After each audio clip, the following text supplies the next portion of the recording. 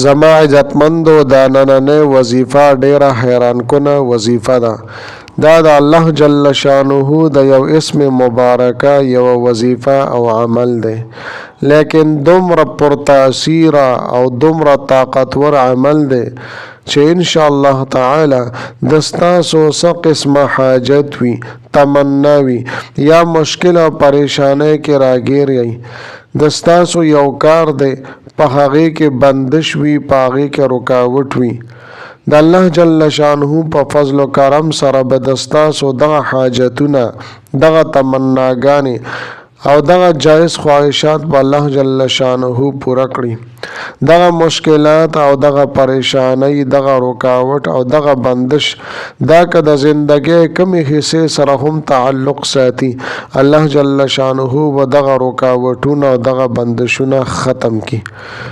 ډیره حیران کن وظیفه ده او ډیر حیران کن برکات دي د دې وظیفې چې کله هم په ژوند کې صدا سے قسم حالات تاسو تراپیغ شي نو صرف یو ځل دا وظیفه لازمی تاسو آزماو کوي.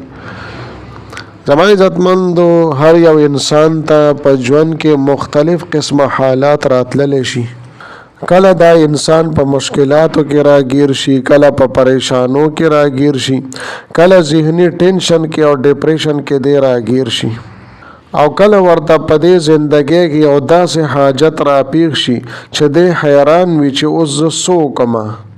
دی د هغې د حل دپاره هر قسمه حربې استعمالی، لیکن څه فایده ورته نه میلاویږي، او دی هر قسمه سعی کوي، هر قسمه کوشش کوي.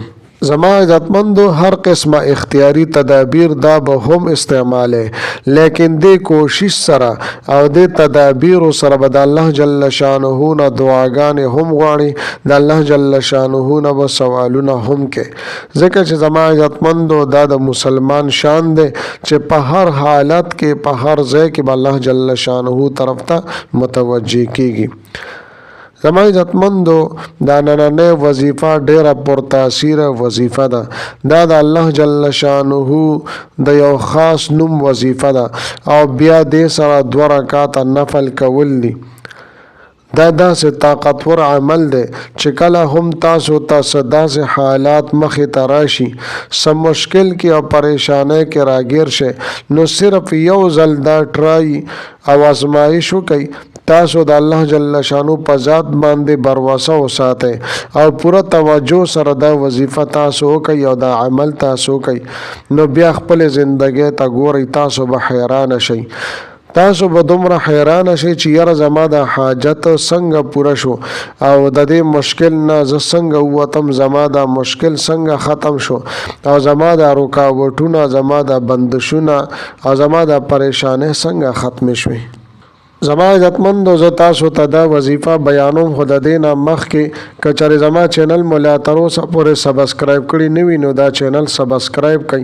سبسکرایب سره خوا کې د ټلۍ والا نشان دی، دا تاسو کلیک کړئ او سلیکټ لیکئ، د دې دپاره چې د هر راتلونکي ویډیو نوټیفیکیشن تاسو ته ملاویږي. او که چېرې زما عزتمندو تاسو ما سره رابطه کول غواړئ نو په سکرین باندې تاسو ته واتساپ نمبر ښکاریږي.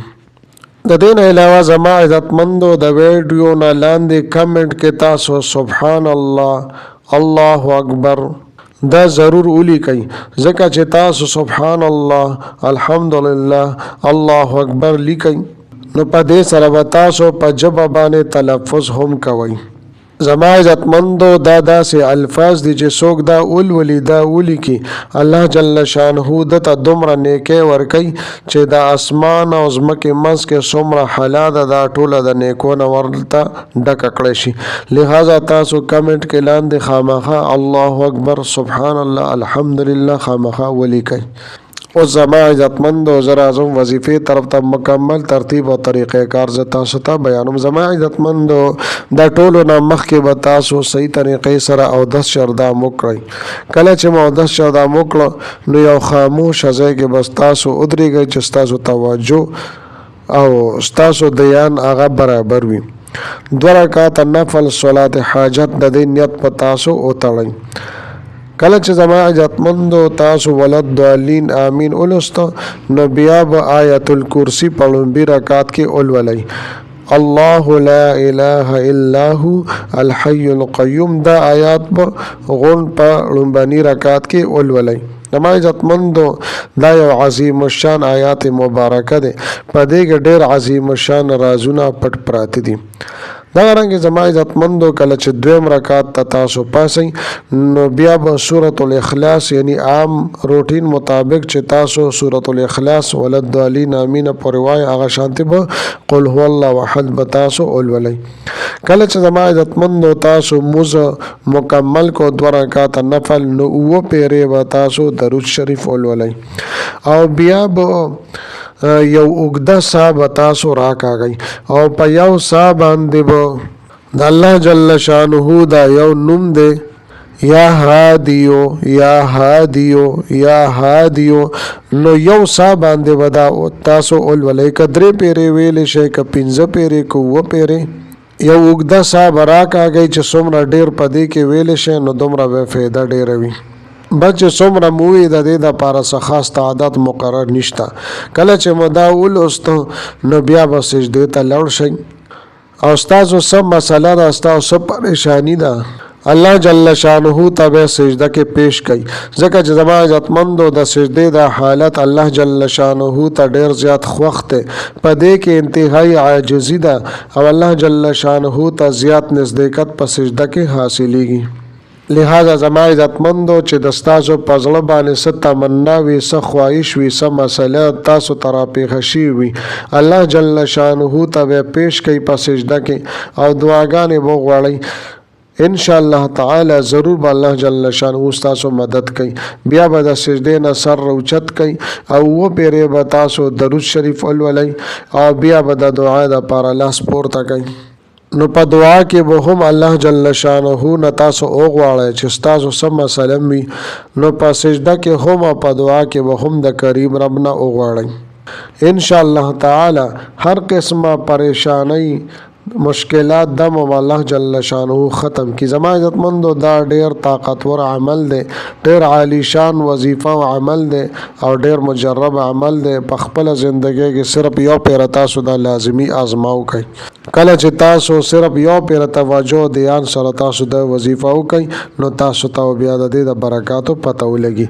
لہذا زما عزتمندو په خپل هم دا عمل وکئ. زما عزتمندو بهترین مسلمان هغه دی چې د بل مسلمان د فائدې لپاره کار وکړي. زما عزتمندو په خپل باندې هم تاسو د وظیفه وکئ او خپل ورونو دوستانو ته نور خلکو ته هم دا ویډیو شیر کړئ چې هغه هم د وظیفه او د عمل وکړي. ډیر مبارک ساعت دی د جمعې شپه دا ډیره مبارکه شپه وي نو په خپله هم دا عمل وکئ او د صدقې جاریې په طور باندې هم دا شیر کړئ. ان شاء الله تعالی ثواب کې به مونږ تاسو ټول یو بل سره برابر شریک یو. زما عزتمندو ملاویږم و تاسو سره بله ویډیو کې بلې وظیفې سره. تر هغه وخته پورې مال اجازت راکوي. د لوی الله په امان.